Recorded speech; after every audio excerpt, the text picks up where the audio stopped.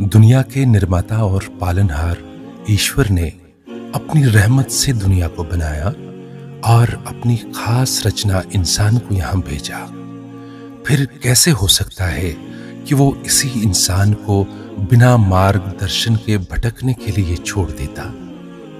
बल्कि शुरू दुनिया से ही इंसान के पूरे मार्गदर्शन और रहनुमाई के लिए मालिक ने पैगंबरों, संतों, महापुरुषों का अटूट सिलसिला जारी किया।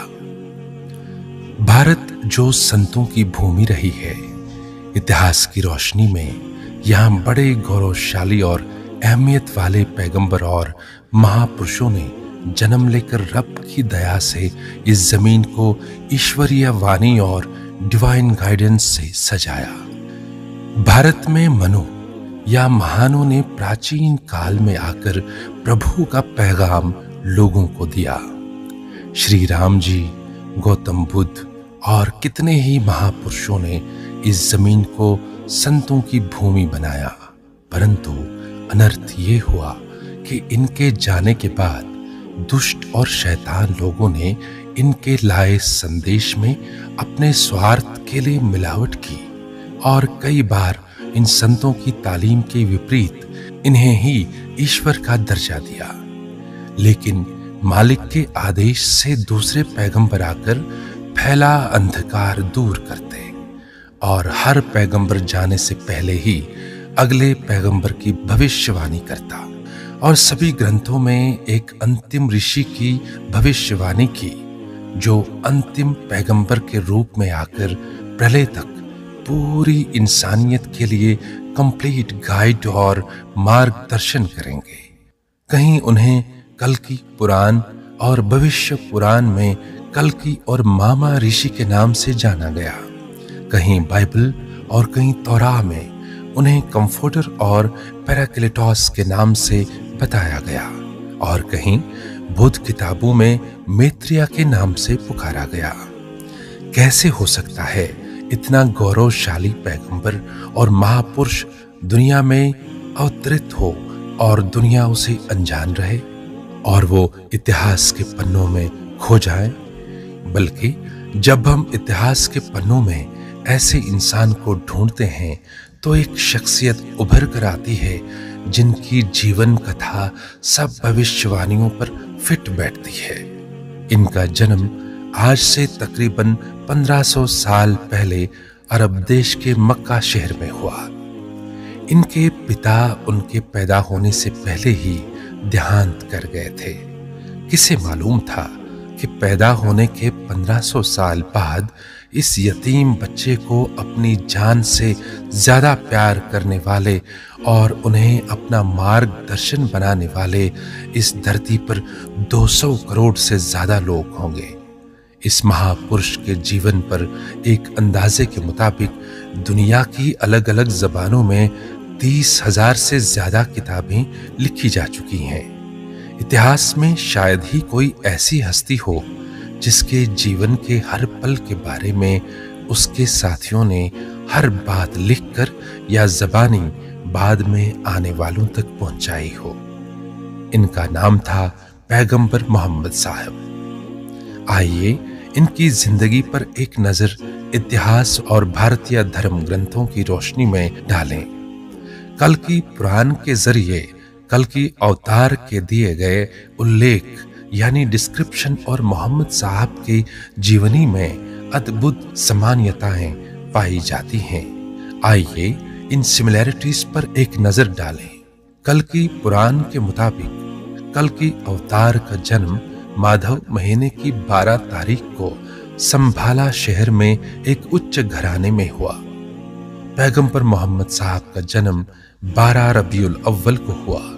माधव और रबीउल अव्वल दोनों महीने लूनर कैलेंडर के हिसाब से एक ही वक्त को दर्शाते हैं।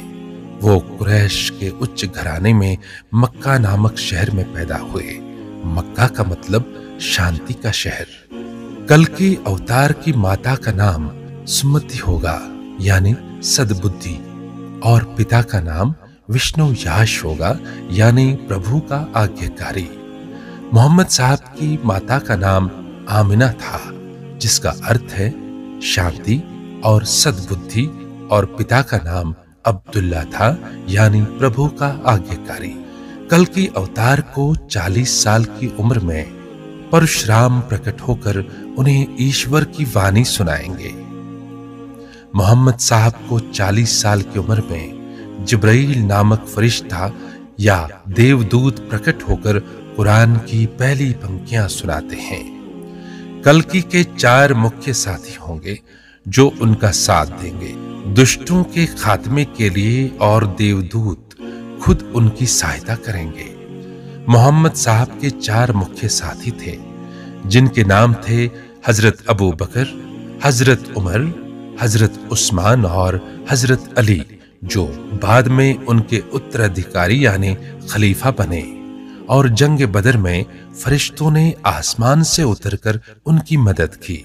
भगवत पुराण द्वितीय अध्याय में है कि कल्कि तेज रफ्तार सफेद घोड़े पे सवार होगा और दाएं हाथ में तलवार लेकर दुष्टों का सर्वनाश करेगा। मोहम्मद साहब को मेराज, जिसमें प्रभु ने उनको आकाश यात्रा करवाई थी, उन्हें ये यात्रा के लिए बुराक नामक सफेद घोड़ा दिया गया था। मोहम्मद साहब ने जब जुल्म और अधर्म के खिलाफ तलवार उठाई तो वो भी दाएं हाथ में, जिससे उन्होंने मक्का शहर के अधर्मियों को हराया। गौर की बात यह है कि तलवार और ढाल का जमाना तो आज से 1000 साल पहले गन पाउडर और फिर मिसाइल्स की इजाद के बाद गुजर चुका। तो आज के दौर में कल्कि को ढूंढना विफल यानी यूजलेस है। 40 साल की उम्र में इस महापुरुष पैगंबर ने दावा किया कि वो मालिक के आखिरी पैगंबर हैं, और ईश्वर ने उसे अपने महादूत जिब्राइल के जरिए आखिरी ईश्वर वाणी भेजी है, जो पिछली तमाम किताबों की पुष्टि करती है और पहले आने वाले हर पैगंबर को दुरुस्त मानती है। उसने लोगों को एक मालिक की पूजा की दावत दी और अपनी जिंदगी ईश्वर वाणी के मुताबिक बसर करने के लिए आमंत्रित किया, और कहा कि इस दुनिया की जिंदगी टेम्पररी है और मरने के बाद की जिंदगी कभी न खत्म होने वाली है, और इंसान को अपने रब के साथ मुलाकात करनी है और अपने कर्मों का जवाब देना है। इनकी लाई तालीम ने पूरी दुनिया को हमेशा के लिए बदल दिया। मोहम्मद साहब ने इंसानी जिंदगी के हर पहलू की पूरी रहनुमाई की, चाहे वो समाजी पहलू हो या आर्थिक, चाहे मालिक की बंदगी हो या घरेलू जिंदगी, और ये दावा किया कि उनके तरीके पर चलकर ही दुनिया और परलोक में कामयाबी मिलेगी। यही वजह है कि दुनिया के सभी विद्वानों में उन्हें लोकप्रियता हासिल है। आइए उनकी जिंदगी को करीब से जानें और गौर करें कि पवित्र ग्रंथों को सच बताने वाले, सच्चाई का रास्ता दिखाने वाले, रहम और मोहब्बत बिखेरने वाले, अनेक भविष्यवाणियों को पूरा करने वाले ये वही मसीहा तो नहीं जिनका इंतजार हमें था और जिन्हें हम अभी तक पहचान नहीं पाए।